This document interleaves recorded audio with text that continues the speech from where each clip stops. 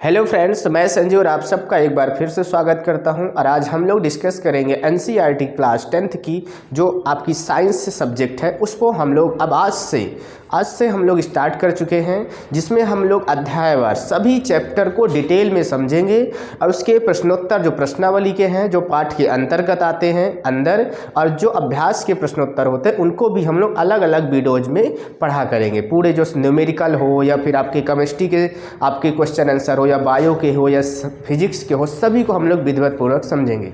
ये उन सभी के लिए उपयोगी है, चाहे आप केवीएस की तैयारी कर रहे हो जिसमें इन्वायरमेंटल साइंस लग रही है, तो साइंस के लिए सीधा सीधा बोला गया है कि आपके 12th है वो आपकी 2nd, 3rd, 4th और 5th का आप पर्यावरण पढ़िए, 6th, 7th, 8th और 9th, 10th की साइंस पढ़िए। उसके लिए आपके सफिशिएंट होगा, यानी कि आपको पढ़ना ही पड़ेगा। और अगर आप पटवारी का पेपर दे रहे हैं तो उसके लिए भी आपको साइंस एनसीईआरटी ही पढ़ना पड़ेगा, तो सबके लिए सफिशिएंट है। और क्लास 10th की जो एमपी बोर्ड की तैयारी कर रहे हैं तो उनके लिए तो ये प्रॉपर है ही। तो हमने इसीलिए साइंस आपको लोगों के लिए हेल्प के लिए हमने यहाँ पे अब हम भी डेली पढ़ते हैं साइंस, क्योंकि हमें भी पेपर देना है। केवीएस का फॉर्म हमने भी फिल किया हुआ है, पटवारी का मैंने डाला हुआ है, और 10th वालों को मैं खुद ही तैयारी करवाता हूँ क्लास 10th के लिए, ठीक है। तो इसलिए मैंने सोचा ऐसी सब्जेक्ट लिया जाए जो सभी की हेल्प हो सके। तो हम नॉलेज खुद लेते हैं और आप तक शेयर करेंगे, ठीक है। हम लोग सभी लोग लर्नर हैं। तो चलिए हम लोग आज देखिए, सबसे आपका साइंस जो होता है, साइंस में कितने पार्ट होते हैं सबसे पहले हम लोग यही देखेंगे। पहला हो जाता है आपका केमिस्ट्री ले लो, ठीक है। दूसरा आपका फिजिक्स हो जाएगा, ठीक है। तीसरा हम लोग बायोलॉजी देख लेंगे, बायो। तीसरा इसमें ईवीएस होता है थोड़ा सा, जो पर्यावरण सम्मिलित होता है, 1-2 चैप्टर हर एक क्लास में होता है, ठीक है। बिल्कुल, जो 6 से लेकर 12th तक की है साइंस, उनमें देखिए जो 11, 12th की बायो में इन्वायरमेंटल होता है यानी पर्यावरण होता है, और बाकी 6th, 7th, 8th और 9th, 10th वालों में साइंस में ही इसको सम्मिलित कर दिया जाता है लास्ट वाले चैप्टरों में, 1-2 चैप्टर में, ठीक है। जो पर्यावरणीय रसायन करके रहता है, पर्यावरणीय विज्ञान करके रहता है वो। तो ऐसे हमको साइंस के हम लोग सबसे पहले केमिस्ट्री, फिजिक्स, बायो सभी को पार्ट को पढ़ेंगे। तो यानी कि हमको तो पढ़ना पूरा साइंस है, इसलिए हम लोग क्या करेंगे, हमको बिल्कुल विस्तार से विधिवत पूर्वक साइंस को जानना है, एनसीईआरटी, ठीक है। क्योंकि हम लोग शॉर्टकट में चलेंगे तो साइंस के क्वेश्चन नहीं समझ में आएंगे, ना कोई टॉपिक समझ में आएगा। इसलिए क्या करते हैं, अगर हम केमिस्ट्री की बात करें, सबसे पहले जो क्लास 10th के एनसीईआरटी में है केमिस्ट्री के जो पार्ट हैं वो दिए गए हैं। लेकिन इसमें क्या है कि जो पहले, दूसरे, तीसरा, चौथा पार्ट है वो बिल्कुल रसायन विज्ञान है, और आपके 5वां जो तत्वों का आवर्त वर्गीकरण दिया गया, इसमें तत्वों के बारे में बताया गया। आप बताइए, अगर आप केमिस्ट्री थोड़ा बहुत जानते हैं तो केमिस्ट्री में बिना पीरियडिक टेबल के, बिना आवर्त सारणी के पढ़ा जा सकता है? नहीं, कभी भी नहीं। जैसे होता है कि हमारे शरीर में हमारा प्राण जो है वो बिल्कुल महत्वपूर्ण होता है, प्राण के बिना बॉडी का कोई मोल नहीं, वैसे ही केमिस्ट्री में पीरियडिक टेबल के बिना कोई मोल नहीं है। यानी आप उसको विधिवत सीख ही नहीं सकते, केवल रट सकते हैं आप। इसलिए हम आपको ये विचार बनाए हैं कि जब हम लोग केमिस्ट्री वाले पार्ट सबसे पहले पढ़ेंगे, और उसमें सबसे पहले अध्याय 5 को तत्वों का आवर्त वर्गीकरण, हम लोग आवर्त वर्गीकरण, तत्वों का वर्गीकरण, तत्व के बारे में जानेंगे, तत्वों को याद करेंगे और इस पार्ट को पूरा समझेंगे, इसके प्रश्नोत्तर भी। इसके बाद हम लोग पार्ट 1 को पढ़ेंगे, 2 को, 3 को और 4 को। उसके बाद बायो में आएंगे, उसके बाद फिजिक्स में आएंगे। आप केवीएस के अगर फॉर्म भरे हुए हैं, आप तैयारी कर रहे हैं, केवीएस में डायरेक्ट हमने पिछला पेपर देखा, प्रीवियस पेपर, उसमें साइंस के न्यूमेरिकल आए हुए हैं, केमिस्ट्री के आए हुए हैं क्वेश्चन, बायो के आए हुए हैं, पर्यावरण के आए हुए हैं। आप क्या बात करते हैं? तो इसमें आपको सभी के लिए हेल्पफुल होगा ये, ठीक है। 10th वाले तो बिल्कुल इसको ज़रूर देखें और उनके लिए ये सफिशिएंट है। चलिए हम लोग देखते हैं, और इसमें पीरियडिक टेबल हम आपको दिखा दें। पीरियडिक टेबल का जो महत्व है आप देखेंगे इसमें, ये देखिए पीरियडिक टेबल, इसके बिना केमिस्ट्री शून्य है, ठीक है। इसको हमको जानना पड़ेगा कि ये क्या है, क्या नहीं है, तत्व कहाँ होते हैं, इसमें तत्वों के अंदर धातु, उपधातु क्या होती है और इसका क्या काम होता है पीरियडिक टेबल का केमिस्ट्री में। कार्बनिक रसायन पढ़ने के लिए हमको इसके बिना तो बिल्कुल जीरो हो जाएगा, ठीक है। इसलिए हमने इसको तय किया है कि सबसे पहले हम लोग केमिस्ट्री को पढ़ेंगे ताकि सभी में हेल्प हो सके, ठीक है, बिल्कुल। तो चलिए शुरू करते हैं। तत्वों का आवर्त वर्गीकरण देखते हैं, हम लोग विधिवत पढ़ेंगे इसको। 9वीं कक्षा में हमने सीखा कि हमारे आसपास के पदार्थ तत्व मिश्रण एवं यौगिक के रूप में उपस्थित रहते हैं। देखिए क्या कह रहा है कि कक्षा 9वीं में हमने सीखा था कि हमारे आसपास सभी तत्व कोई न कोई, किसी न किसी रूप में तत्व उपस्थित होते हैं, चाहे कार्बन के रूप में हो, चाहे डायरेक्ट इनडायरेक्ट, किसी न किसी माध्यम से उपस्थित होते हैं। तो वही कह रहा कि पदार्थ जो है तत्व मिश्रण या यौगिक के रूप में उपस्थित होता है।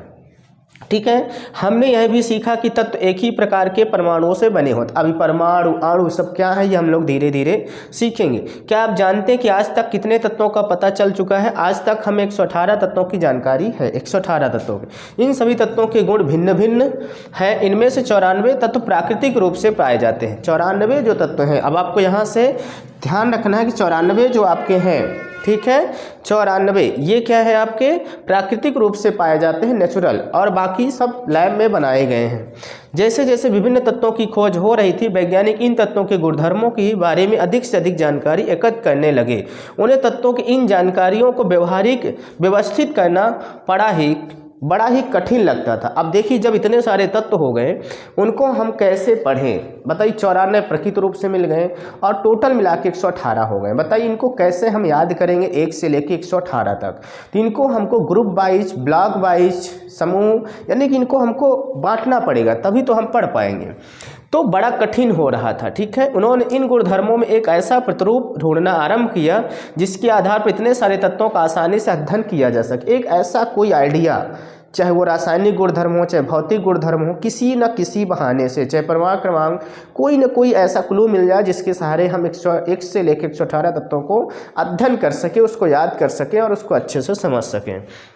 तो चलिए आइए देखते हैं, हम लोग शुरू करते हैं। अव्यवस्थित को व्यवस्थित करना तत्वों के वर्गीकरण के प्रारंभिक प्रयास हैं। ठीक है, बिल्कुल, प्रारंभिक प्रयास कौन कौन से हुए, कैसे अव्यवस्थित से व्यवस्थित की ओर हम लोग जाएंगे, और इसमें कौन कौन से वैज्ञानिकों ने पार्टिसिपेट किया, कौन कौन नहीं की, सब चीज़ें देखें। हमने पढ़ा कि कैसे विभिन्न वस्तुएं प्राणुओं को उनके गुणधर्मों के आधार पर वर्गीकृत किया जा सकता है। प्राणी हो चाहे वस्तु हो, सभी को हम लोग निर्जीव वालों को साइड कर देते हैं, सजीव वालों को अलग कर देते हैं, थल में रहने वाले को अलग, वायु में रहने वाले अलग, जल में रहने वालों को अलग, सबको अलग अलग लोग डिफाइन कर सकते हैं। ऐसे ही अन्य स्थितियों में भी हमें गुणधर्मों के आधार पर व्यवस्थित होने के उदाहरण मिलते हैं।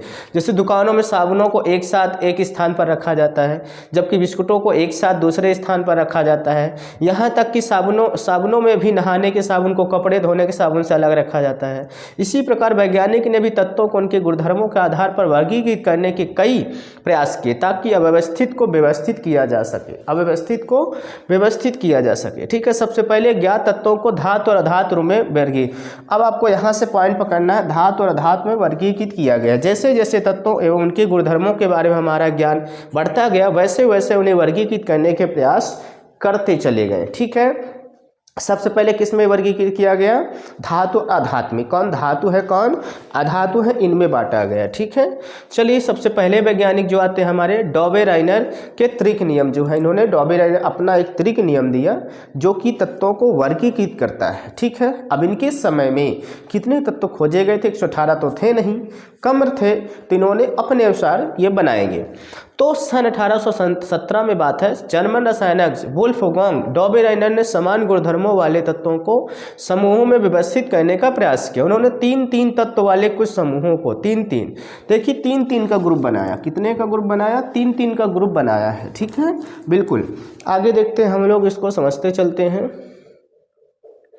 देखिए, चुना, 3-3 ग्रुप में चुना एवं उन समूहों को त्रिक कहा गया। उन समूहों को क्या कहा गया? त्रिक। यहाँ से ध्यान रखना, त्रिक, डॉबेराइनर का त्रिक नियम आता है कंपटीशन में। ठीक है, डॉबेराइनर ने बताया कि त्रिक के तीनों तत्वों को उनके परमाणु द्रव्यमान के आरोही क्रम में रखने पर, परमाणु द्रव्यमान, देखिए यहाँ पे पहला मिला परमाणुओं का द्रव्यमान। ठीक है, परमाणु द्रव्यमान के आरोही क्रम में बीच में रखने वाले तत्व का परमाणु द्रव्यमान अन्य दो तत्वों के परमाणु द्रव्यमान का लगभग औसत होता है। ठीक है, जैसे एग्जाम्पल के माध्यम से ले लें कि उदाहरण के लिए लिथियम, सोडियम और पोटेशियम अगर लेते हैं हम, ये सब क्या होते हैं? लिथियम, पोटेशियम, सोडियम, हम लोग आगे पीरियोडिक टेबल में देखेंगे, बट अभी एग्जाम्पल आप समझते चलें।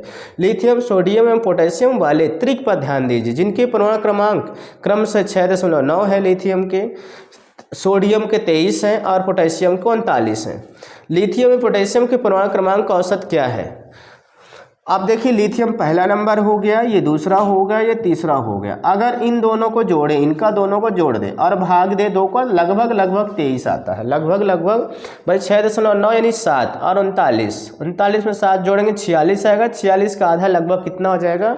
23 हो जाएगा। यानी पहले और तीसरे वाले का जो द्रव्यमान है उनको जोड़ के आधा कर दे, औसत निकाले तो बीच वाले के द्रव्यमान के बराबर होता है। ऐसा इन्होंने एक त्रिक नियम बनाया और ये सभी तत्वों पर आजमाने लगे। ऐसे ही परमाणु द्रव्यमान से इनकी तुलना कैसे की जा सकती। देखिए निम्न सारणी 501 में 3 तत्वों के कुछ समूह दिए गए, इनको देखते हम लोग यहाँ पे। इन तत्वों को परमाणु द्रव्यमान के आरोही क्रम में ऊपर से नीचे की ओर व्यवस्थित किया गया। ये हम लोग इन टेबल को देखें, इसको देखें तो इसमें देखिए समूह ए के तत्व दिए गए हैं, इसके परमाणु द्रव्यमान दिए गए हैं, समूह बी के दिए गए हैं, समूह सी के दिए गए हैं और परमाणु द्रव्यमान दिया गया। अब इनमें क्या कहता है, इधर देख लीजिए क्या कह रहा है। कल्पना कीजिए कि आपको तथा आपके दोस्त को टुकड़ों में बांटा हुआ एक नक्शा मिलता है जो किसी खजाने का पता बताता है। क्या उस खजाने तक का रास्ते का पता करना आसान होगा या अव्यवस्थित होगा। रसायन विज्ञान में भी ऐसी ही अव्यवस्था थी। तत्व तो ज्ञात थे लेकिन उन्हें वर्गीकृत या अध्ययन करने की कोई विधि ऐसी ज्ञात नहीं थी। तो देखिए इसमें क्या आप देखेंगे कि समूह बी तथा समूह सी डॉबे-रेनर त्रिक बनाते हैं, यानी कि बी वाला और सी वाला। अगर आप कैल्शियम वाले 40 और बेरियम वाला 137 को जोड़ें और आधा करें तो 87.6 के लगभग आएगा। ऐसी क्लोरीन और आयोडीन के अगर जोड़े 126.9 यानी 127 प्लस 35.5 को जोड़े और 2 का भाग दे तो ये आपका 79.9 आपका लगभग आएगा। लेकिन इसमें सोडियम और आर्सेनिक के जोड़ेंगे तो 74 का आधा तो ऑलरेडी 31 से ज़्यादा हो रहा है, यानी कि ये गलत है। इसलिए अगर बी वाला और सी वाला सही है, ये वाला सही नहीं हो पाया। तो देखिए इसमें क्या कहा, डॉबे-रेनर उस समय तक ज्ञात तत्वों में केवल 3 ट्रिक ही ज्ञात, जितने तत्व उस समय थे बनाए यानी ज्ञात हो चुके, उसमें केवल 3 ही ट्रिक बना। एक बन गया था कौन सा भाई, अभी आपने पहले देखा सोडियम, लिथियम, सोडियम, पोटेशियम का। एक बना कैल्शियम, स्ट्रोंटियम, बेरियम का। क्लोरीन, ब्रोमीन और आयोडीन का बन गया। 3 ही केवल बना पाए, बाकी सब फेल हो गए थे। बाकी क्या त्रिक ही थी, इसलिए त्रिक को वर्गीकृत करने की पद्धति सफल नहीं रही, सफल नहीं हो पाई, असफल हो गई। इनके बारे में देख लेते हैं क्या कह रहा है। J.W. डॉबे-रेनर 1780 से 1849 तक, ठीक है। जोहान वुल्फगांग डॉबे-रेनर जर्मनी के म्यून्स वर्ग में औषध विज्ञान की पढ़ाई की और उसके बाद स्ट्रैसबर्ग में रसायन शास्त्र का अध्ययन किया। फिर वे जेना विश्वविद्यालय में रसायन एवं औषध विज्ञान के प्रोफेसर बन गए। उन्होंने ही सबसे पहले प्लेटिनम को उत्प्रेरक के रूप में पहचाना कि प्लेटिनम जो पीटी होता है, प्लेटिनम पीटी वो क्या है, उत्प्रेरक की तरह कार्य करता है। उत्प्रेरक 2 होते हैं, एक निगेटिव और एक पॉजिटिव होते हैं, यानी जो क्रिया को और तेजी कर दे वो पॉजिटिव वाले उत्प्रेरक है, जो अब क्रिया को धीमी कर दे वो निगेटिव वाले हैं। पहचाना, समान त्रिक की खोज की जिससे तत्वों की आवर्त सारणी का विकास हुआ। देखिए अब यहाँ से भले इनका फेल हो गया लेकिन 3 सही था। यहाँ से छोटी आवर्त सारणी से अब विकास हो गया है इसका। अब ये सभी वैज्ञानिक और आएंगे और इसको बनाएंगे और समझेंगे, ठीक है। चलिए देखते हैं न्यूलैंड का अष्टक सिद्धांत क्या होता है, ठीक है। डॉबे-रेनर के प्रयासों ने दूसरे रसायनज्ञों को तत्वों के गुणधर्मों व उनके परमाणु द्रव्यमान के साथ संबंध स्थापित करने के लिए प्रोत्साहित किया, ठीक है। ये देखिए सन 1866 में अंग्रेज वैज्ञानिक जॉन न्यूलैंड ने ज्ञात तत्वों को परमाणु द्रव्यमान के आरोही क्रम में व्यवस्थित, इन्होंने भी परमाणु द्रव्यमान के आरोही क्रम में ही व्यवस्थित किया। उन्होंने सबसे कम परमाणु द्रव्यमान वाले तत्व हाइड्रोजन से आरंभ किया और 56वें तत्व थोरियम पर इसे समाप्त कर दिया। उन्होंने पाया कि प्रत्येक 8वें तत्व का गुणधर्म पहले तत्व से मिलता है। जिसे आप संगीत के स्वर जानते हैं, सारे गामा पा धा नि सा, ऐसे इन्होंने कहा कि जो सारे सा जो पहला तत्व है और लास्ट वाला जो 7वें के बाद 8वां आता है वो सेम होते हैं, ठीक है। जैसे सारे गामा पा धा नि सा, फिर से हमारा क्या होता है, रिपीट होता है। ऐसे ही कहें कि उनके गुणधर्म जो हैं 8वां तत्व जो है पहले तत्व से समान होगा। कैसे, ये चीज़ हम लोग आगे देखें। तत्व के गुणधर्म के समान, उन्होंने इसकी तुलना संगीत के अष्टक से की, संगीत के अष्टक से की और इसलिए उन्होंने इसे अष्टक का सिद्धांत कहा। वो देखो संगीत के अष्टक से की थी, इसको बनाया था उन्होंने, इसे न्यूलैंड का अष्टक सिद्धांत कहा गया था। न्यूलैंड के अष्टक सिद्धांत में 8 का ग्रुप बनाया गया था, यानी कि 7 का, सॉरी देखिए 1 2 3 4 5 6 7, 8वां तत्व मिलता था, यानी कि 8वां तत्व मिलता था इनका। देखिए सारे गामा पाधी नी सा हो 7 हो गए, 1 2 3 4 5 6 7 हो गए। 8वां यानी आकर के मिलता था इनसे बाहर से, ठीक है। 7 का संगीत के जैसे बनाया। तो इसलिए देखिए इसमें क्या कहा कि न्यूलैंड के अष्टक में लिथियम एवं सोडियम के गुणधर्म समान थे, लिथियम और सोडियम के समान हो गए थे, ठीक है। लिथियम और सोडियम के समान थे, लिथियम, ठीक है, barium, boron, carbon, nitrogen, oxygen, फिर लिथियम। तो यहाँ पे हाइड्रोजन, फ्लोरीन, क्लोरीन ये रखा हुआ है, ठीक है। ये डो रे मी फा सो ला टी ये बना हुआ है, ये आपका मेन है, इसको देखना, सा रे गा मा पा धा नी सा, ठीक है। 7 हो गए। तो ये रिपीट होते हैं, 8वां तत्व पहले तत्व से रिपीट हो रहा है, ठीक है। तो वही चीज़ कह रहा है। अब देखिए और देखते हैं, अच्छा इसमें हम लोग इसी तरह बेरियम और मैग्नीशियम आपस में समानता रखते हैं। न्यूलैंड के अष्टक के मूल रूप का यह भाग सारणी 503 में दिया गया है। ये देखिए यहाँ पे समझाया हुआ है कौन किससे है परिचित है, ठीक है। क्या आप संगीत के सुरों से परिचित हैं? बिल्कुल। यहाँ पे देखते हैं भारतीय संगीत प्रणाली में संगीत के 7 सुर होते हैं, सा रे गा मा पा धा नी सा। पाश्चात्य संगीत में लोग इन्हें सुरों का ऐसे उपयोग करते हैं, डो रे मी फा सो ला टी। सुर के स्केल पूर्ण टोन और अर्धटोन आवृत्त अंतराल से अलग किए गए होते हैं। इन सुरों का उपयोग कर कोई संगीतकार संगीत की रचना करता है। स्पष्ट है कि कुछ सुर बार बार दोहराए जाते हैं, प्रत्येक 8वां सुर पहले सुर जैसा होता है, प्रत्येक 8वां से पहले, जैसे सा से चालू करेंगे ने के बाद फिर सा आएगा तो 8वां फिर से मैच करेगा, उसी से अगली पंक्ति का पहला सुर होता है। ऐसा देखा गया कि अष्टक का सिद्धांत केवल कैल्शियम तक ही लागू होता है। कैल्शियम तक लागू हो रहा था, बाकी फेल हो रहा था, ठीक। कैल्शियम तक तो लागू हो गया था यहाँ तक, ठीक, बाकी फेल हो रहा था। देखिए क्या कह रहा है, तो ये आपको यहाँ से क्या पॉइंट ले लेना है, अष्टक का सिद्धांत केवल कैल्शियम तक ही लागू होता है, यानी कैल्शियम तक लागू हो रहा था। ये आपसे पूछेगा कहाँ तक, लेकिन जो टेबल बनाया था उन्होंने थोरियम तक बनाया था। कहाँ तक बनाया था? थोरियम तक बनाया था, लेकिन लागू कहाँ तक होता है? कैल्शियम तक होता है, ठीक है। क्योंकि कैल्शियम के बाद प्रत्येक 8वें तत्व का गुणधर्म पहले तत्व से नहीं मिलता था। न्यूलैंड ने कल्पना की कि प्रकृति में केवल 56 तत्व ही विद्यमान। इन्होंने केवल ये बोला कि प्रकृति में केवल 56 तत्व ही विद्यमान, इससे अधिक नहीं है, तथा भविष्य में कोई अन्य तत्व नहीं मिलेगा। लेकिन बाद में कई नए तत्व पाए गए जिनके गुणधर्म अष्टक सिद्धांत से मेल नहीं खा रहे थे।